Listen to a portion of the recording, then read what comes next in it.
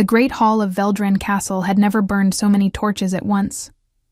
Clara had tried to count them from the entrance to the far end of the corridor and gave up somewhere past 30. Iron braziers glowed at every corner, antler chandeliers hung heavy with candles from the oak beams above, and wall-mounted torches turned the smoke into shifting shadows across the clan banners. The smell was thick and layered, melting wax, burning resin, red wine soaking into ancient wood, and underneath all of it, the unmistakable scent of dozens of wolves gathered in one enclosed space. Instinct and territoriality and anticipation pressed together into a single breath. It was the night of the pact.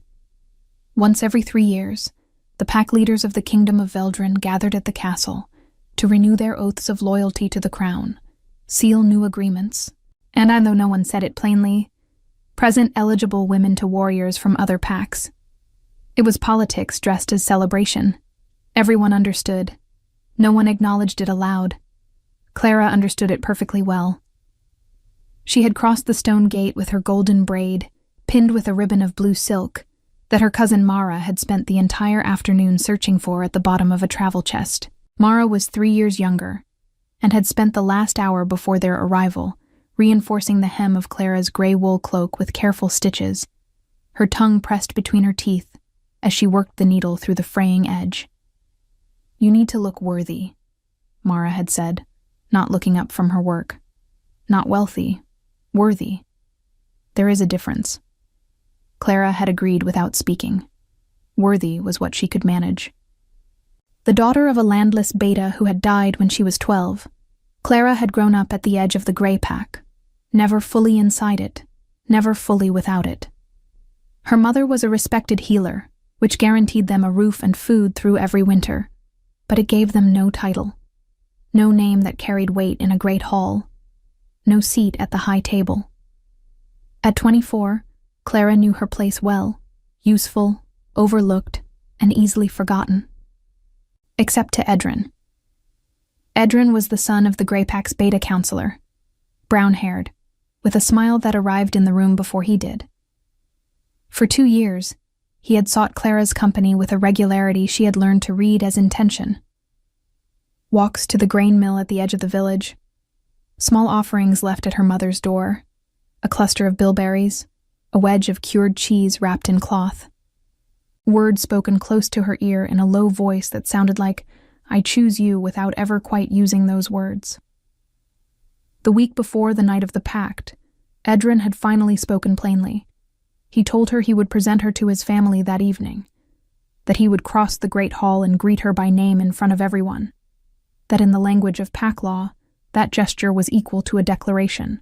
Clara had slept badly for 5 nights in a row, out of happiness.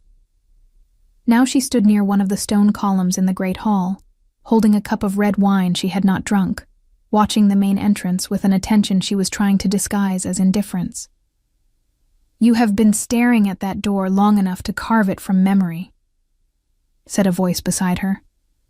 It was Sina. Red hair cut short beneath her ears, freckles across the bridge of her nose, green eyes that missed nothing. The daughter of the chief healer of the River Pack, whom Clara had known since the days when they passed bundles of dried herbs to each other through the tower window of Sina's mother's study. "I am simply observing the hall," Clara said without any real conviction. "You are waiting for Edrin." It was not a question. Clara turned the cup slowly in her fingers. "He said he would come to me." Sina was quiet for a moment that lasted longer than it should have. Then she said, "Clara?" "No. I need to tell you something." "Sina. He arrived half an hour ago. He is on the other side of the hall with Lord Cairn's daughter." A pause, careful and deliberate. "She is wearing an amber necklace that belonged to his grandmother. He placed it around her neck himself before they entered." The wine nearly slipped from Clara's hand. She did not turn her head immediately. She kept her eyes on the middle distance, on the shifting crowd of cloaks and armor and pack banners. And she breathed in slowly through her nose, the way her mother had taught her to do when the ground felt unsteady. Count the smells. Ground yourself in what is real. Burning resin, leather, cold stone beneath her feet. Are you certain? Clara said. It did not come out as a question. I saw it myself. Sina's voice was quiet, but it did not soften the edges.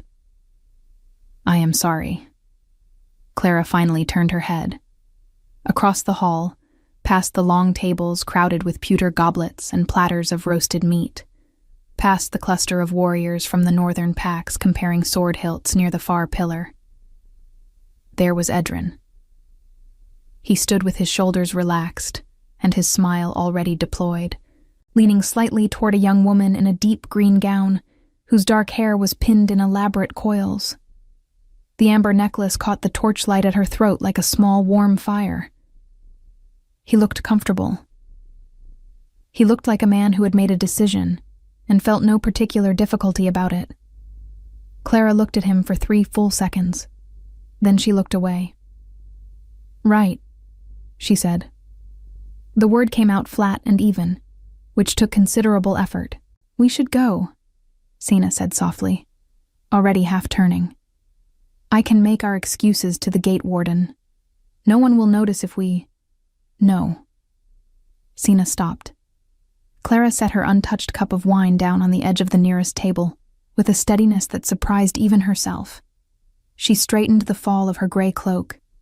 She lifted her chin a precise and deliberate amount, not defiant, not fragile, simply upright, and looked out across the crowded hall. I will not leave because he arrived first, she said. I was invited. I have the right to be here. Sina studied her for a moment, then nodded once, slowly. Then we stay, Sina said. Then we stay. For the next half hour, Clara stood her ground. She accepted a fresh cup of wine from a passing servant, spoke politely to 2 women from the southern border packs about the quality of the harvest, and kept her expression composed. Sina stayed close, filling the silences with quiet observations about the hall decorations and the unusual size of the pack banners hung near the dais, clearly trying to give Clara something neutral to anchor herself to. It was working, more or less, until the herald's voice cut through the noise. Lords and warriors of the pack night. The herald called from the base of the stone steps that led up to the high dais. I present to you the formal acknowledgement of the Grey Pack's future bond. Edrin, son of Councillor Bren, declares his intention before this gathering. The hall quieted by several degrees. Heads turned. Clara went very still. Edrin stepped forward into the cleared space near the dais, and beside him, the young woman in the green gown stepped forward as well, her hand resting lightly in the crook of his arm. The amber at her throat glowed. He did not look toward the column where Clara stood. He did not look toward her at all. He spoke the words of pack declaration in a clear, practiced voice, the formal language that bound 2 wolves together in intention before the whole gathering. It was the declaration he had described to Clara 1 week ago, in the quiet of the village path near the mill, when he had spoken it as though it were meant for her. The hall responded with the expected murmur of approval. Goblets were raised. Clara did not move. She felt Sina's hand close around her wrist, a small and steady pressure, and she was grateful for it, because it gave her something to feel, other than the particular coldness that was spreading from the center of her chest, outward toward her fingertips. She would not make a scene. She would not cross the hall and say his name. She would not give anyone in this room the satisfaction of seeing her break.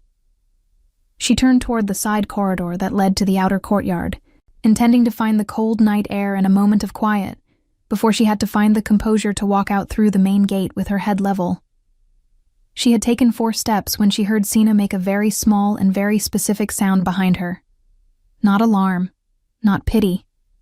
Something closer to disbelief.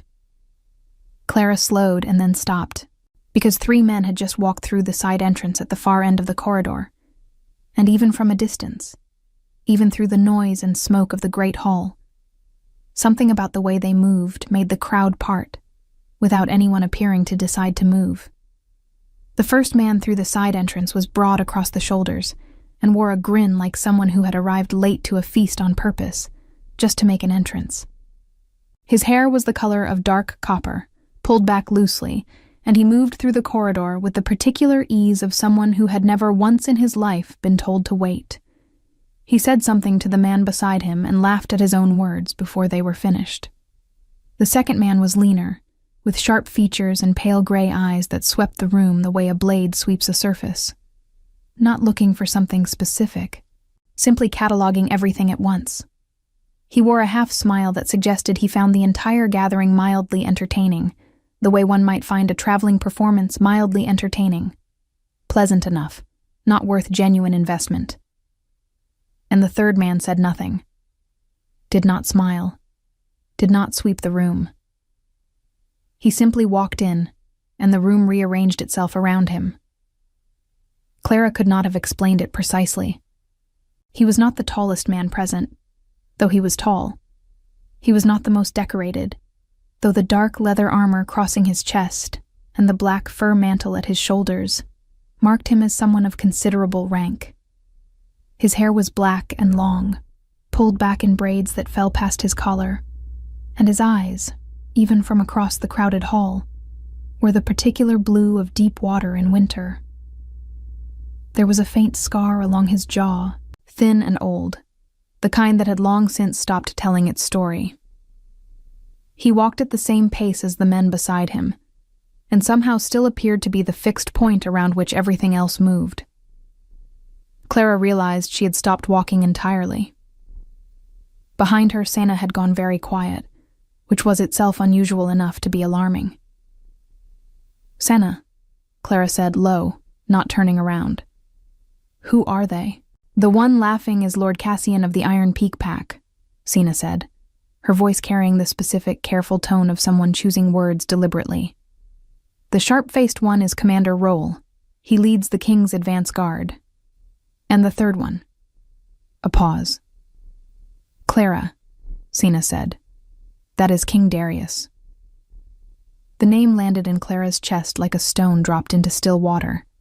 King Darius, the Alpha King of Veldrin, the man who held the Pact Night itself as his prerogative, who could dissolve any pact declaration made in this hall with a single word, whose bloodline was so old that the kingdom's founding treaties were written in the name of his ancestors. He had not been announced. There had been no herald, no formal entrance through the main gate, no ceremony of arrival. He had simply walked through a side door as though entering a room that already belonged to him, which Clara supposed it did. She should have moved. She understood that. She should have stepped aside, pressed herself toward the wall the way the other wolves nearest the corridor were quietly doing, lowering their eyes and creating a respectful distance between themselves and the three men now crossing the hall. But Clara's feet had made an independent decision, which was to remain exactly where they were, directly in the path between the side corridor and the Great Hall's center, 4 steps from the stone pillar she had been standing beside, which meant she was standing in the most inconvenient position possible. The broad-shouldered lord, Cassian, reached her first, simply because he was slightly ahead of the others, and he stopped rather than walk through her, which seemed to amuse him. "Well," he said, looking down at her with open curiosity. "This is a new obstacle." "I apologize," Clara said, stepping sideways. "I was just leaving," said the sharp-faced commander, Roll, who had drawn level now and was watching her with those cataloging gray eyes. "Interesting direction to choose. The main gate is the other way." "I was aware of that," Clara said, and something in her own voice surprised her. It came out level, almost dry, as though the last hour had used up whatever reserve of nervousness she usually maintained and left only a kind of flat, tired steadiness in its place. Cassian's grin widened by a noticeable degree. He glanced sideways at someone behind him and said, with considerable enjoyment, "I like her already." Clara did not look at who he was speaking to. She kept her eyes on the middle distance in the way she had been doing all evening, the way that allowed her to occupy a room without giving it the satisfaction of knowing it had affected her. And she took another step to the side to complete her removal from their path. Then a hand closed around her wrist. Not forcefully. Not with pressure. It simply stopped her. 2 fingers and a thumb, a contact so light it should not have been enough to halt anything, and yet she stopped as completely as if she had walked into a wall. She looked down. The hand belonged to the man with the winter blue eyes. King Darius had not spoken yet. He was looking at her with an expression that was difficult to read, not because it was hidden, but because it was so still. Most people's faces moved constantly, small adjustments of muscle and brow that communicated thought before words arrived. His face simply was watchful, present, giving nothing away, while simultaneously suggesting that everything behind those eyes was in complete and deliberate order. "You were at the column," he said. His voice was low and even, the kind of voice that did not need to rise to carry. Clara blinked. Yes, she said. "I was standing near the column." For most of the evening. It was not a question, which meant he had been aware of her before he had crossed the room, and she did not know what to do with that information. So she set it aside for later, and focused on the present difficulty of standing within arm's reach of the AlphaKing of Veldren, while her evening had already made significant attempts to ruin her composure. "I was waiting for someone," she said. It came out more honestly than she intended. "And they did not come," he said. The stillness in his expression did not change, but something in it shifted by a fraction too small to name. Not pity, not curiosity exactly. Something that felt more like recognition, which made no sense, because they had never met. "They came," Clara said, with great precision. "They simply came for someone else." A silence followed, that lasted exactly long enough to be significant. From somewhere to his right, Cassian made a sound that was somewhere between a cough and a laugh, poorly disguised as a cough. Roll said nothing, but his expression had changed from cataloging to something that might, in better light, have been called attentive. Darius had not released her wrist. He had not tightened his hold either.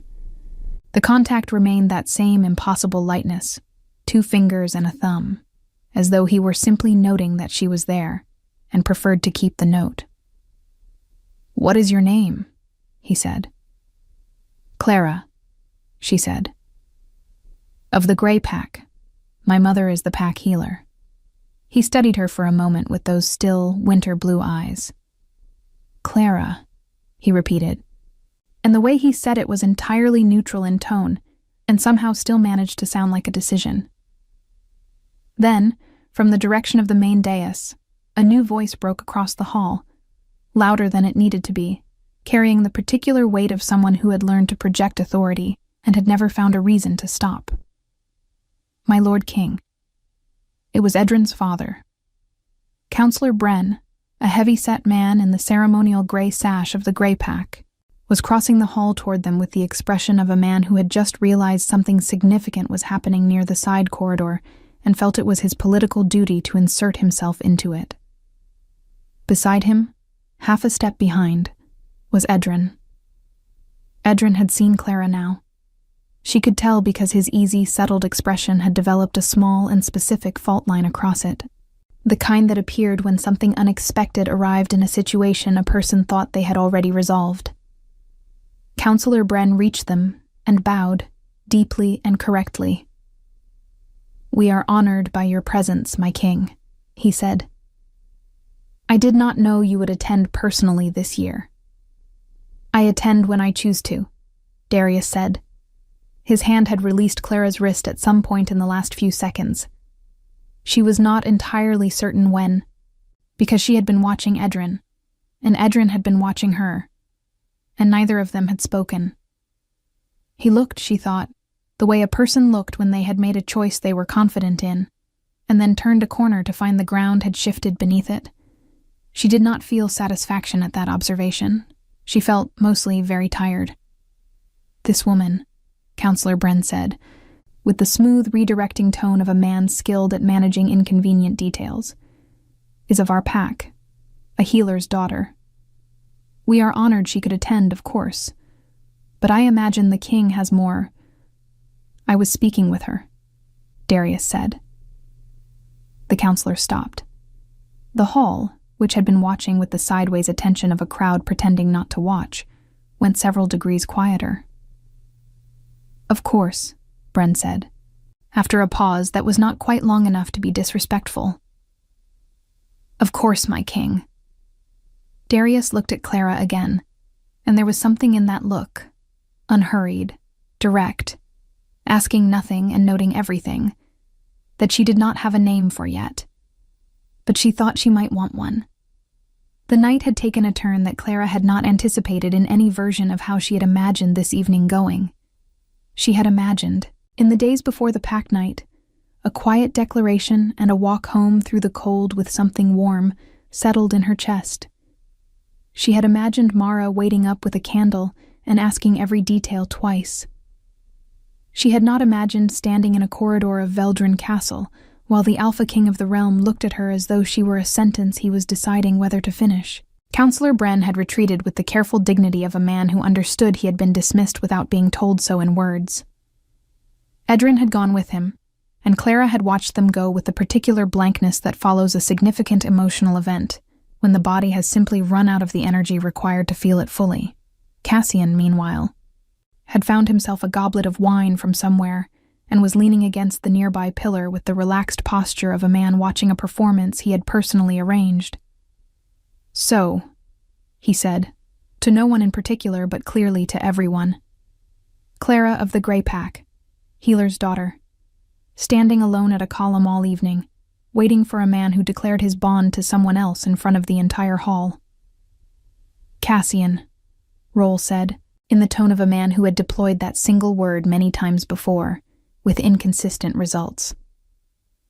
I am simply establishing the situation, Cassian said pleasantly.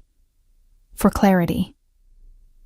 The situation is clear, Clara said, looking at him directly, which seemed to delight him further. I do not require it narrated. She really is remarkable, Cassian said, turning to Darius with the expression of someone presenting evidence. You see this, yes. Tell me you see this. Darius did not respond to that. He was still watching Clara with that same unhurried attention, and she was beginning to understand that this was simply how he occupied space. Completely, quietly, without apology. Are you intending to leave? He said. It was directed at her. I was, she said, before I was interrupted. Then allow me to interrupt you further, he said. Walk with me. It was not a request precisely, but it was not the particular weight of a command either.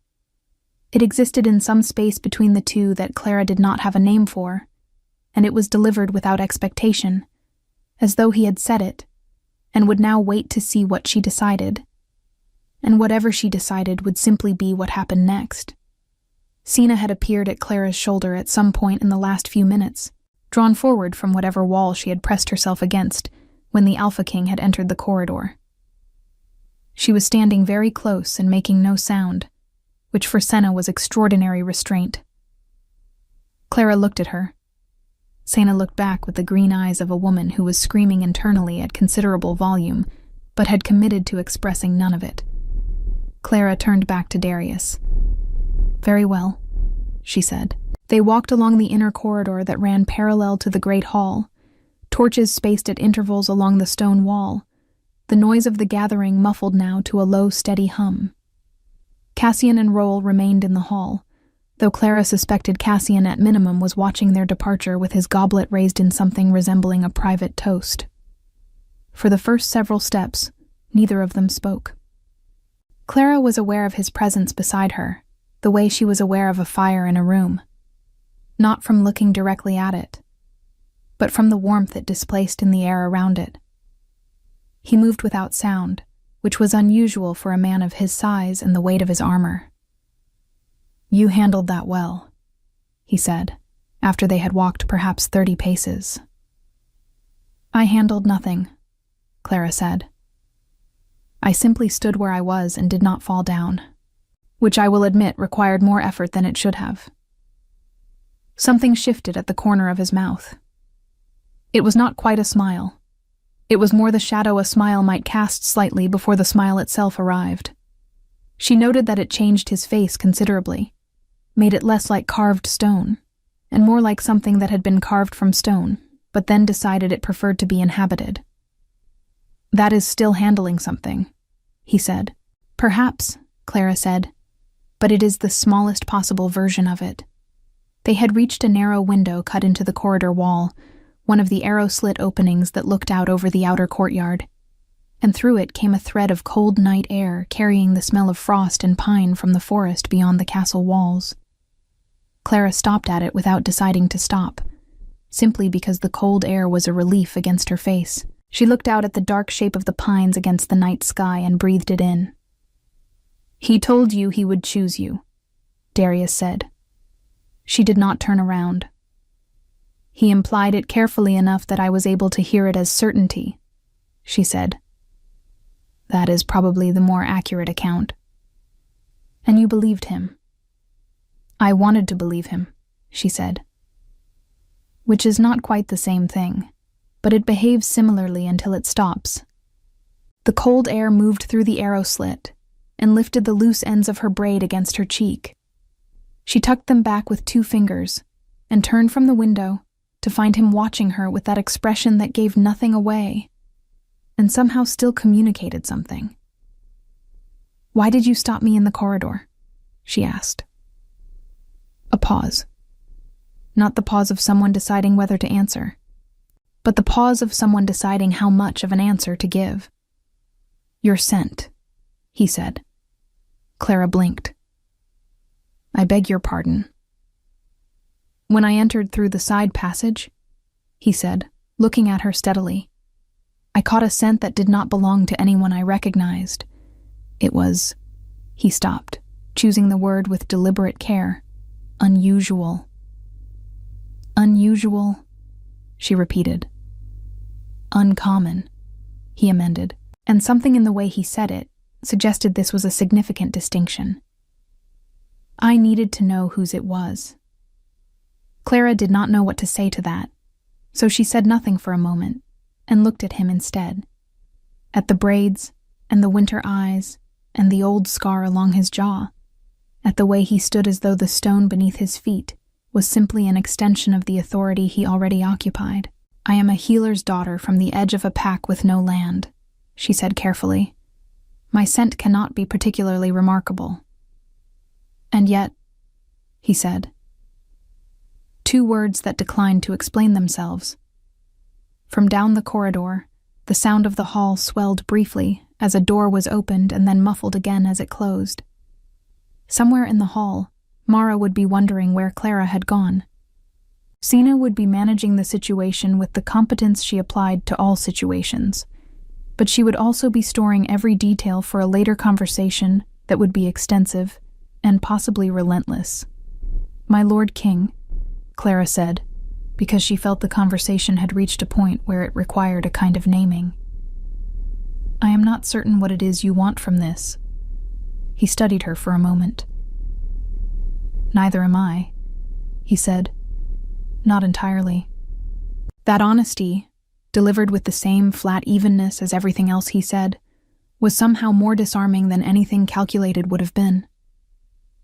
Clara looked at him and felt something shift in the arrangement of the evening, the way a room shifts when a window is opened, and the air inside realizes it is no longer the only air there is. "Then you are in a similar position to me," she said. "In some ways," he said, "though your evening began worse than mine." "It is recovering," she said. That shadow of a smile again, slightly more definite this time. Then Cassian's voice reached them from the direction of the hall, carrying the specific energy of a man who had found something entertaining and wanted to share it immediately. "Clara of the Grey Pack," he called, appearing at the end of the corridor with his goblet and his copper hair and his relentless good humor. "Your friend Sina has issued me a formal challenge to a game of bones, and I intend to accept, but I need a witness who I trust not to let her cheat." And you seem like the most honest person in this building. Would you be so kind?" Clara looked at Darius. Darius looked at her. "Go," he said quietly. "I will find you before the night is done." That sentence carried the quality of a fact being stated rather than a promise being made, which was, she was beginning to understand, simply how he spoke. She found, to her own mild surprise, that she believed it. She walked toward Cassian, who immediately offered her his free arm with the theatrical chivalry of a man who had decided she was worth performing for, and as she reached him, she heard him say, low and genuinely, "Not performing at all. He has not looked away from anyone in a hall like that in 4 years. I want you to know that, so it means what it should mean." Clara did not answer, but she held the words carefully, the way one holds something small and unexpectedly heavy, and she carried them with her back into the warmth and noise of the great hall, where Sina was already sitting at a corner table with a cup of wine and a set of carved bone dice, looking entirely too innocent. The bones game lasted 3 rounds, and Sina won 2 of them, which surprised no one who knew Sina. Cassian accepted the defeat with the particular grace of someone who had lost on purpose, but would deny it convincingly if asked. He refilled everyone's cups from the pitcher on the table, leaned back in his chair until it balanced on 2 legs, and looked at Clara with the open expression of a man who had decided to be direct. "How long have you been with the Grey Pack?" he asked. "All my life," Clara said. "My mother has served them since before I was born." "And your father?" "He died when I was 12. He was a beta without lands or title."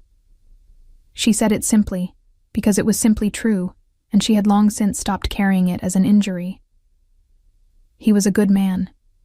He just did not have weight in the Pack's eyes." Cassian nodded slowly, turning his goblet in his hands. "Darius lost his father at 14, he said conversationally, as though this were a natural continuation. "The old king held on longer than anyone expected. Darius had been leading border patrols since he was 16. "You are telling me this for a reason," Clara said. "I am telling you this because you are clearly intelligent enough to be told things directly rather than discovering them sideways," Cassian said, "and because he will not tell you himself, not easily, not quickly." He set the goblet down. "He says very little, our king. But what he does say, he means entirely. Keep that in mind." Rowell, who had joined them at the table sometime during the 2nd round of bones, and had been sitting with the quiet watchfulness of a man cataloging everything and filing it for later, glanced at Cassian with an expression that communicated something Clara could not fully read. "You are going to embarrass the king," Rowell said. "I am going to be useful," Cassian said pleasantly. "There is a difference." "You frequently argue that," Rowell said. "You are not always correct." Clara looked between them with the mild curiosity of someone watching a long-established dynamic play itself out, and then she became aware that the noise level in the hall had shifted. Not dramatically, not the silencing that had accompanied Darius's arrival through the side corridor, but a subtle reorganization of attention, the way a room of people all quietly notice the same thing at once. She turned. Edrin was crossing the hall toward their table. He walked with his shoulders set in that particular arrangement that suggested he had made a decision and was committed to it, the green-gowned woman no longer beside him. His expression was arranged into something that wanted to be casual and was not quite managing it. Clara set down her cup. Sina, across the table, had gone very still in the specific way of someone prepared to move quickly in any direction. Edrin stopped at the edge of their table. He looked at Clara, and then at Cassian, and then back at Clara, and the fault line she had noticed earlier in his expression had widened somewhat. "Clara," he said, "I had hoped to speak with you." "Had you?" she said. "I know this evening was not." He paused, choosing. "I know I did not explain myself clearly before the pact night, and I would like the opportunity to—" "Edrin," she said quietly, in the tone her mother used when a conversation needed to be ended without cruelty, but without confusion either. You were very clear. I simply heard something different because I wanted to. That is not your failing, and it is not mine. It is simply what happened. He looked at her with an expression she had not seen on him before. Not guilt, exactly, and not quite relief. Something more complicated. The face of a person who had expected to manage a situation, and found instead that the situation had already resolved itself without him. The girl in green, he said, and stopped, and started again. Her father has lands on the northern border. My father felt that the alliance— You do not need to explain your choices to me, Clara said. We made each other no formal promise. You owe me no account. I know, he said. I know that. I simply— He stopped. His eyes moved, briefly, to Cassian, who was watching him with an expression of mild interest, entirely devoid of malice, and then to the space behind Clara, and something changed in his face. Not the fault line this time. Something quieter. Something closer to understanding arriving too late. Clara became aware, a half-second later, of a presence behind her left shoulder. She did not need to turn to identify it. The air in the room had made the small rearrangement she was beginning to recognize. There is a matter of pact declaration I wish to raise before the hall before the night ends, Darius said, from somewhere just behind and to her left. His voice was entirely even. I am told the Grey Pack's counselor is present. I will need him at the dais within the quarter hour. He was not speaking to Edrin specifically. He was speaking to the table, to the room, to the general air of the evening, and yet Edrin took a small step back anyway. The instinctive deference of a lower-rank wolf to an alpha, and particularly to the AlphaKing, and particularly when the AlphaKing was standing close enough to a specific person to make his proximity legible. Of course, my king, Edrin said. His voice was careful now, contained. Good, Darius said. And then to Clara, at a volume meant only for her. Come to the dais when you are ready. There is something I need you to hear. Then he moved away into the crowd, and the room quietly reorganized itself in his wake. Edrin looked at Clara for a long moment. Then he said very quietly, I think I have made an error. I think, Clara said just as quietly, that you made the choice that was in front of you. I hope it serves you well. She meant it. She found, sitting there in the torchlight with Sina's hand resting lightly on her arm, and Cassian studying his goblet with careful discretion, that she genuinely meant it. The cold that had spread through her chest when the amber necklace caught the light was still there, but it had changed character. It was no longer the cold of an open wound. It was more like the cold of a window opened after a long winter indoors. Uncomfortable, sharp, and somehow necessary. Edrin nodded once. Then he walked away. Sina waited exactly 3 seconds. Clara, she said. I know, Clara said. He told you to come to the dais. I know. The AlphaKing told you, personally, to come to the dais, before the close of the pact night. Sina. I am simply— Sina gestured at the general situation with both hands. I am simply observing that this evening began in a rather specific way, and has moved in a direction that I did not. Neither did I, Clara said. Are you going? Sina asked. Clara looked toward the dais. The great carved stone steps rose at the far end of the hall, flanked by iron torches, and the banners of the major packs. The largest banner at the center bearing the black wolf on silver of the royal house of Veldrin. Darius stood at the base of the steps, speaking with Counselor Bren, whose expression had taken on the look of a man rapidly recalculating a great many things. Yes, Clara said. Cassian stood from his chair with the immediate energy of a man who had been waiting for this development. Excellent, he said.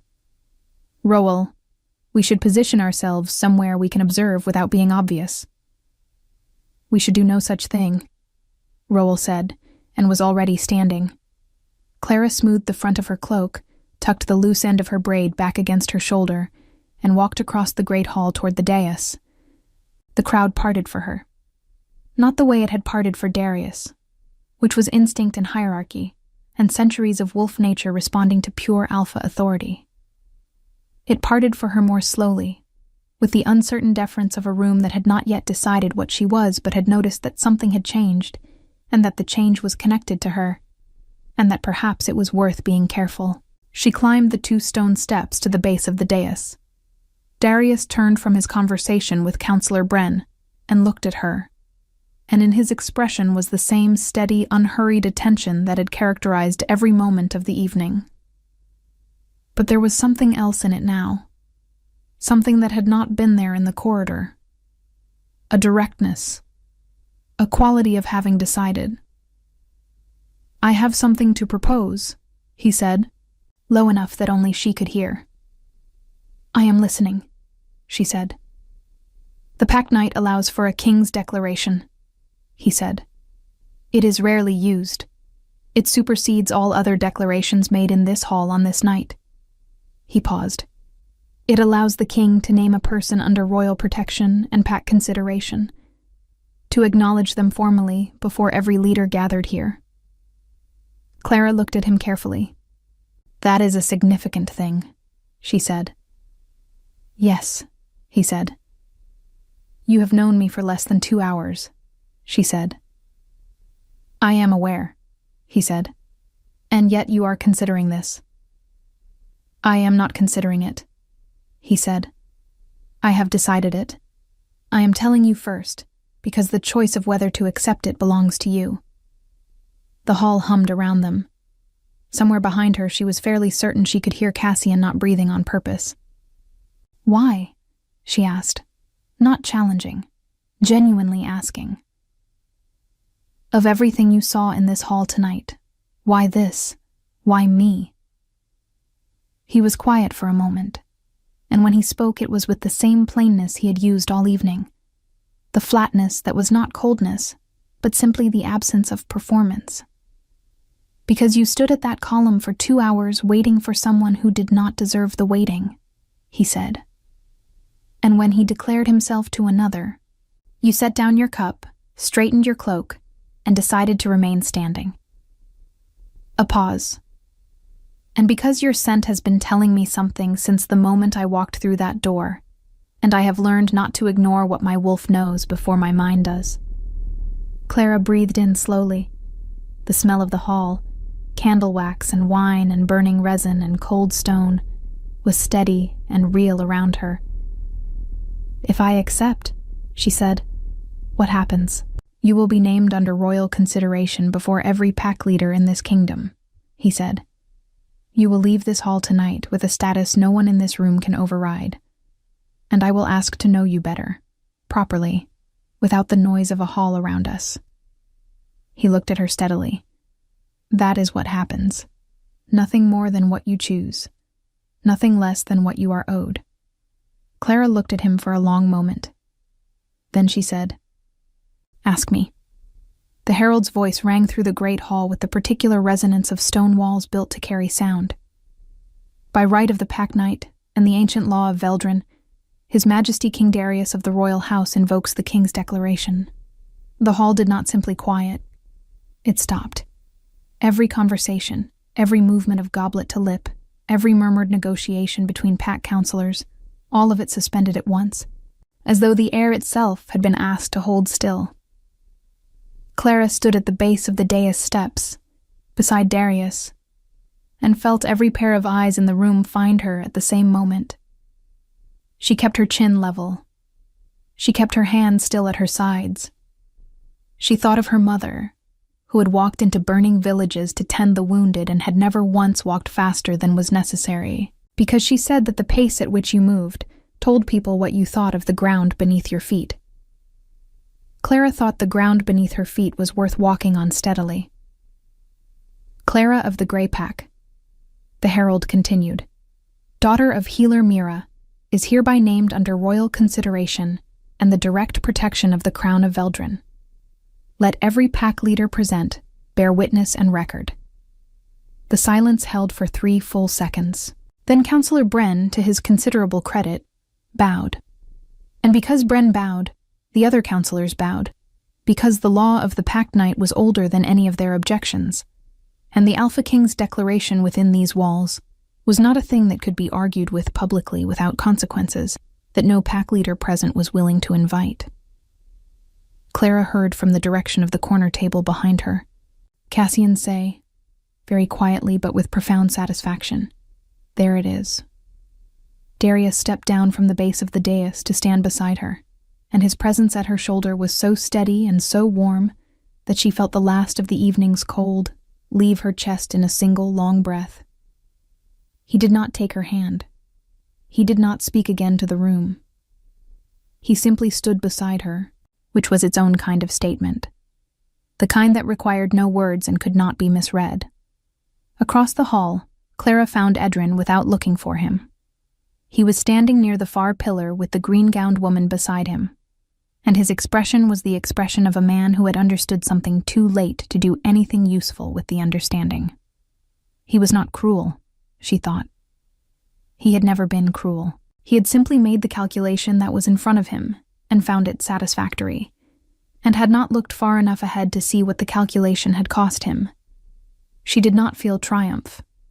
She felt something quieter than that, a kind of settling, like water finding its level.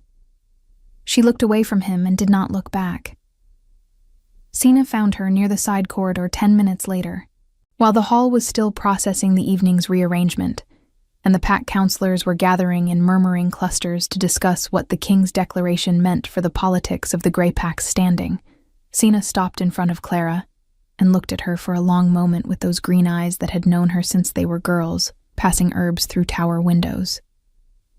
Then she pulled her into a firm, brief embrace that said everything she apparently could not organize into words quickly enough. "You are going to have to tell me everything," Sina said into her shoulder. "I know," Clara said. "Every detail. In order. Starting from when he stopped you in the corridor. I know. I need to know what his voice sounds like up close because from across the room it is already—" "Senna." "I am composed," Senna said, releasing her and straightening immediately. "I am entirely composed." She smoothed her own cloak with both hands. "Are you all right?" Clara considered the question seriously, the way it deserved. "I came here tonight expecting one thing," she said, "and I am leaving with something I do not have a full name for yet." She paused. "But yes, I am all right. I think I am more than all right. I am just not certain which word fits yet." Sina nodded slowly. "Mara is going to lose her mind," she said. "Completely," Clara agreed. In the weeks that followed the Pact Night, the distance between the castle and the edge of the Grey Pack's village was crossed more times than Clara could count, though not always by her. Darius sent no formal letters. He sent Cassian, which was either a mark of great trust or a mark of great humor, and possibly both. Cassian arrived at her mother's house on the 3rd morning after the Pact Night with a satchel of documents that turned out to be land records, and he explained with his characteristic cheerfulness that the Crown was formalizing a small parcel of land near the Eastern Wood in the name of Clara's mother, Healer Mira, in recognition of her service to the Grey Pack over 20 years. Clara's mother read the documents twice, looked at Cassian, and said, "Tell the king that this was unnecessary, but that I accept it, and that I expect my daughter to be treated with the same directness he has shown in this." She tapped the parchment, because she does not respond well to being managed. Cassian said he would pass that along exactly as stated. He did.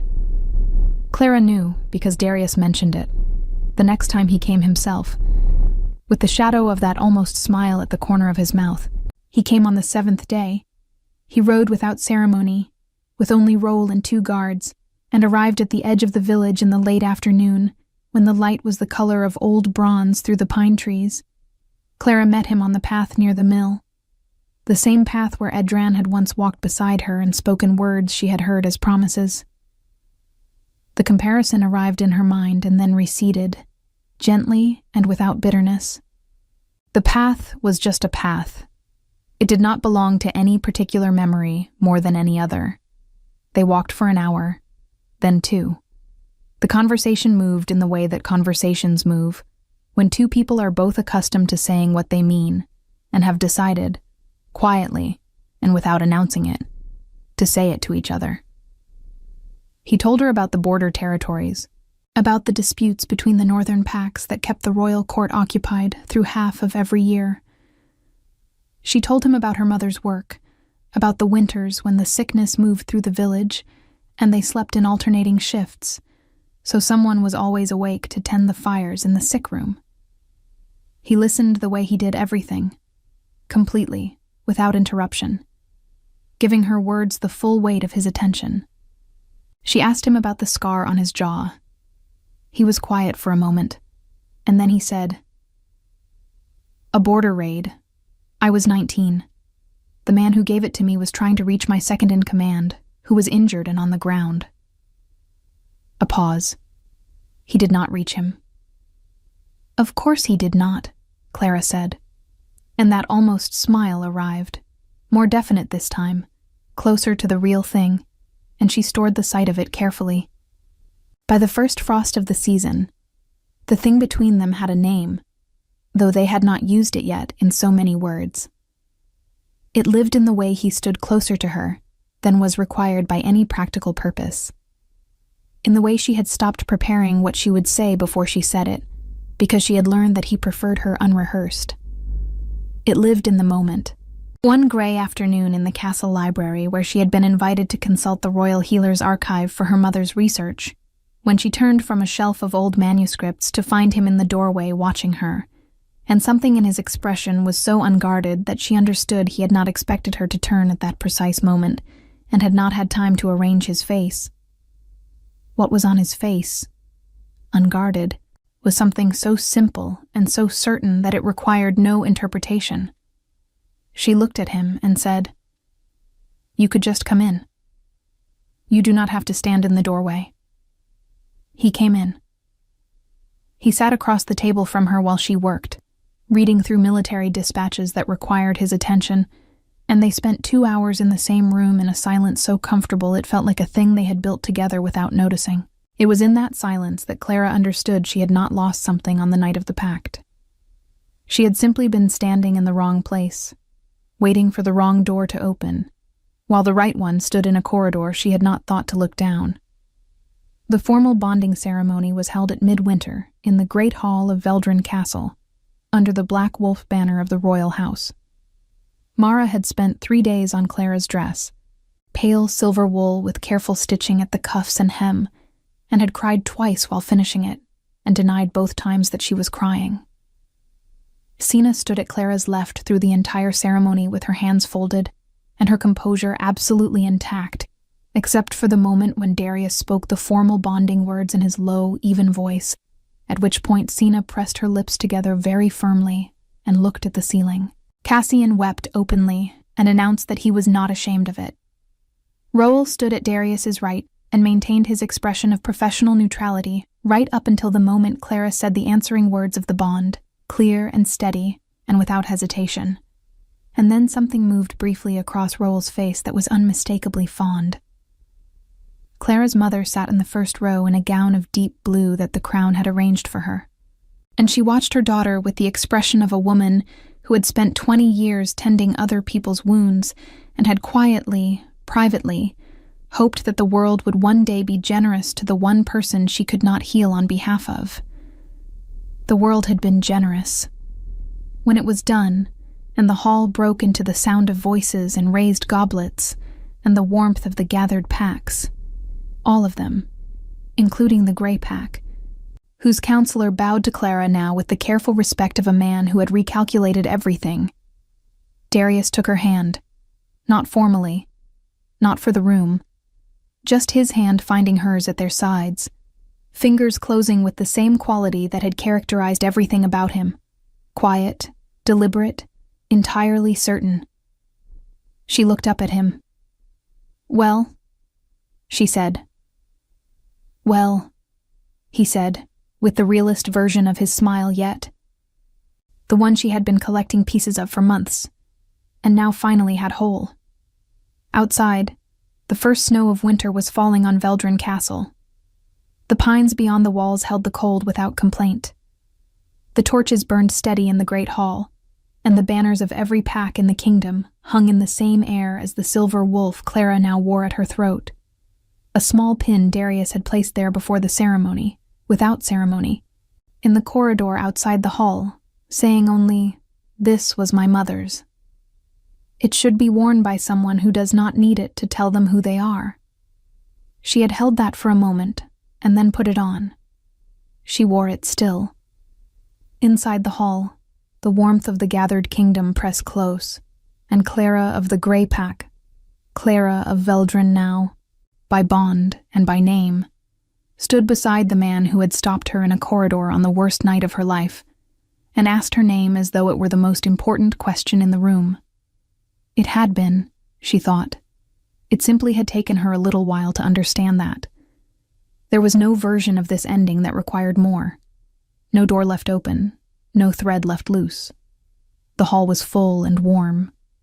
The bond was made, and every person who had stood at the edges of her life, Mara, Sina, Cassian, Roel, her mother in her blue gown, was in the room. And Darius held her hand, steady and certain, the way he did everything. It was enough. It was more than enough. It was the whole story, and it was done.